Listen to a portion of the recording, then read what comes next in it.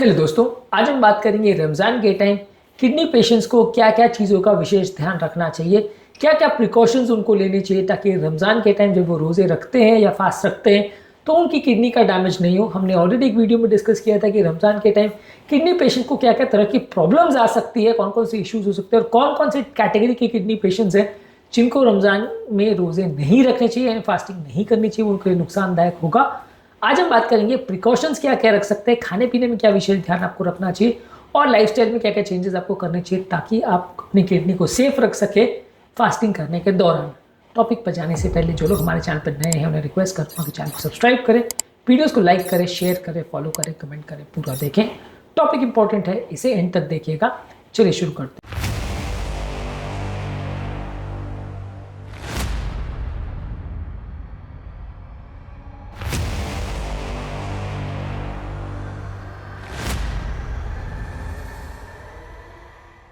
सबसे पहले आपको ऑब्वियसली अगर आपको एंड स्टेज किडनी डिजीज है या स्टेज 5 है या डायलिसिस पेशेंट है या ट्रांसप्लांट पेशेंट है तो आपको मोस्टली फास्टिंग नहीं करनी चाहिए, वो आपके लिए नुकसानदायक है। बाकी पेशेंट भी अगर कर रहे हैं तो एक बार रमजान रखने से पहले आपका क्रिएटिनिन वैल्यूज चेक कर लीजिए, आपका जीएफआर कितना है, इलेक्ट्रोलाइट्स एक बार चेक कर लीजिए और उसके दौरान भी और उसके बाद भी एक बार रीचेक कर लीजिए कि कोई वेरिएशन तो नहीं आ रहा है। अपने डॉक्टर से एक बार डिस्कस कर लीजिए क्योंकि कई बार क्या होता है कि आपकी इंडिविजुअल रिक्वायरमेंट्स क्या है वो जज करना बड़ा मुश्किल है। मैं आपको ब्लैंकेट स्टेटमेंट दे दूं कि आप कर सकते हो और फिर सडनली प्रॉब्लम आ जाए तो आपको लगेगा कि मैंने आपको गलत सलाह दी, इसलिए आपकी पर्टिकुलर रिक्वायरमेंट्स के लिए आपके अपने डॉक्टर से एक बार पूछ लेंगे तो ज़्यादा अच्छा रहेगा। इसके अलावा प्रॉपर हाइड्रेशन मेंटेन करिए, 8 से 10 ग्लास पानी आपको पीना है। ये सारा पानी एक साथ नहीं पीना है, 2-2 घंटे 3-3 घंटे के वेरिएशन में पी सकते हैं।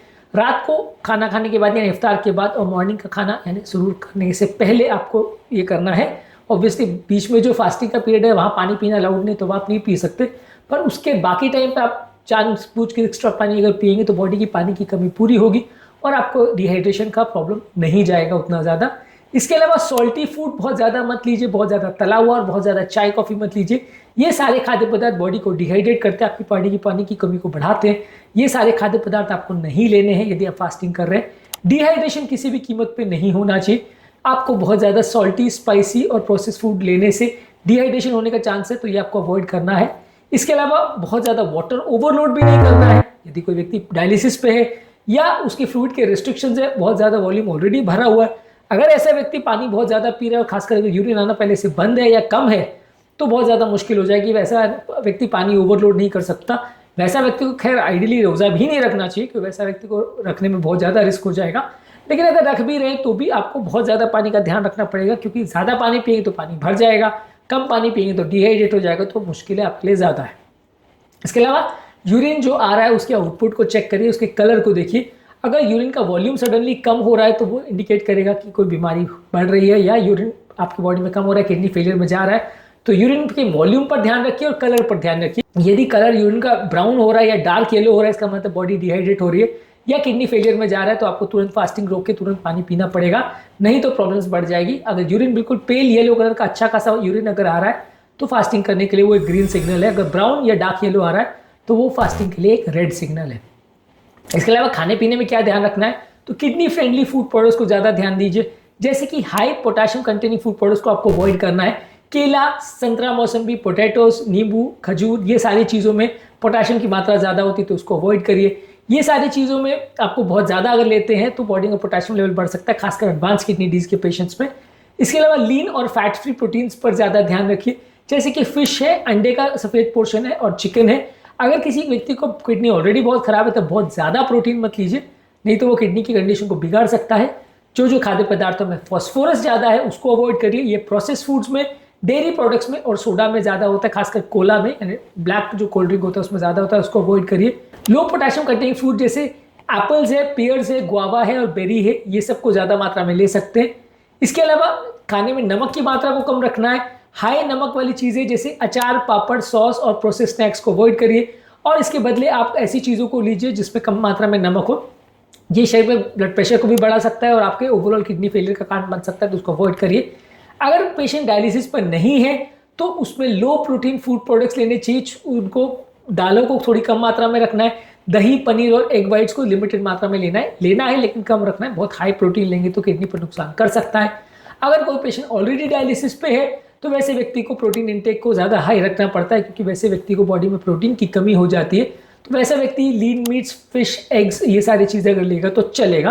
तो अगर पेशेंट डायलिसिस पे है तो उसको थोड़ा हायर प्रोटीन लेना है, और अगर डायलिसिस पे नहीं है तो प्रोटीन लोअर रखना है। इसके अलावा आपको कोशिश करनी है कि ब्लड शुगर बहुत ज़्यादा ना बढ़े। बहुत ज़्यादा चीनी वाली चीज़ें मत खाइए। इसमें आपको हाई ग्लाइसेमिक इंडेक्स वाले फूड प्रोडक्ट्स को अवॉइड करना है, जैसे शुगर वाले ड्रिंक्स है, शुगर वाले खाद्य पदार्थ और मीठे मिल्क के ड्रिंक्स है, इनको आपको अवॉइड करना है। इसके बदले आप होल ग्रेन जैसे ओट्स, बार्ली, ब्राउन राइस को प्रेफर कर सकते हैं। मैदे और शुगर वाली चीज़ें जिनका ग्लाइसेमिक इंडेक्स ज़्यादा होता है उनको आपको अवॉइड करना है। हाई ग्लाइसेमिक इंडेक्स और लो ग्लाइसेमिक इंडेक्स वाले खाद्य पदार्थ कौन से हैं, इस पर हमने ऑलरेडी काफ़ी सारे वीडियोस करे हैं। इसके अलावा आपको ये कोशिश करनी है कि ब्लड प्रेशर को रेगुलरली मॉनिटर करिए। किडनी डिजीज वाले पेशेंट में ब्लड प्रेशर में सडन वेरिएशंस आ सकते हैं, जिससे प्रॉब्लम हो सकती है। ब्लड शुगर में भी वेरिएशंस आ सकते हैं, तो शुगर को भी चेक करिए। और यदि ब्लड प्रेशर में वेरिएशन बहुत ज़्यादा आ रहे हैं तो आपको डॉक्टर को दिखाना पड़ेगा या टाइम पे दवाई लेनी पड़ेगी। अगर बीपी बहुत ज़्यादा बढ़ गया है तो वैसे टाइम पे आपको बीपी की दवाओं को एडजस्ट भी करवाना पड़ेगा और अपने डॉक्टर से मिलना भी पड़ेगा अगर इमरजेंसी क्रिएट हो रही है तो। अपने मेडिसिन के टाइमिंग को और उसके डोजेस को एडजस्ट करवाइए। जो पेशाब बढ़ाने वाली दवाइयाँ हैं उनको रोजे के टाइम अवॉइड करिए। यदि कोई व्यक्ति डायलिसिस पे है तो आइडियली तो उसको फास्टिंग नहीं करनी चाहिए। यदि कोई व्यक्ति अगर डायबिटिक या पेशाब बढ़ाने वाली दवाओं पर है तो वैसे व्यक्तियों को थोड़ा सा डिहाइड्रेशन के हिसाब से ये दवाओं को बंद करना पड़ेगा। बीपी की मेडिसिन को थोड़ा कम करना पड़ेगा, क्योंकि कई बार रोजे के टाइम बीपी ज़्यादा ड्रॉप हो सकता है। यदि कोई व्यक्ति फॉस्फेट बाइंडर ले रहा है तो उसको इफ्तार या सूर के टाइम ले सकते हैं, जो उसको प्रिस्क्राइब है उसके हिसाब से ले सकते हैं। इंसुलिन की प्रॉपर एडजस्टमेंट करिए। यदि कोई व्यक्ति डायबिटिक है तो डोजेस को प्रॉपरली उसको मॉडिफाई करने की ज़रूरत है। इसके अलावा अगर कुछ वार्निंग साइंस आपको मिल रहे हैं, जैसे अगर बहुत ज़्यादा चक्कर आ रहे हैं, कमजोरी आ रही है, हाथ पाँव में सूजन आ रहा है, चेहरे पे सूजन आ रहा है, यूरिन का कलर बहुत डार्क हो गया है, यूरिन की क्वांटिटी बहुत कम हो गई है, या बीपी शुगर बहुत ज़्यादा बढ़ गया है, तो वैसे टाइम पे आपको डॉक्टर को दिखाना पड़ेगा, फास्ट को तोड़ना पड़ेगा। वैसे केस में आपको मेडिकल हेल्प की आवश्यकता है। ये साइंस है कि बॉडी की कंडीशन बिगड़ रही है और वैसे टाइम पे लापरवाही करना नुकसानदायक हो सकता है, तो आपको विशेष इस पर ध्यान रखना पड़ेगा। आज के टॉपिक में हमने बात करी कि किडनी पेशेंट्स को क्या क्या प्रिकॉशंस रखने हैं रोजे के टाइम, ताकि उनकी ओवरऑल कंडीशन ना बिगड़े और ओवरऑल उनकी हेल्थ का प्रॉब्लम ना हो।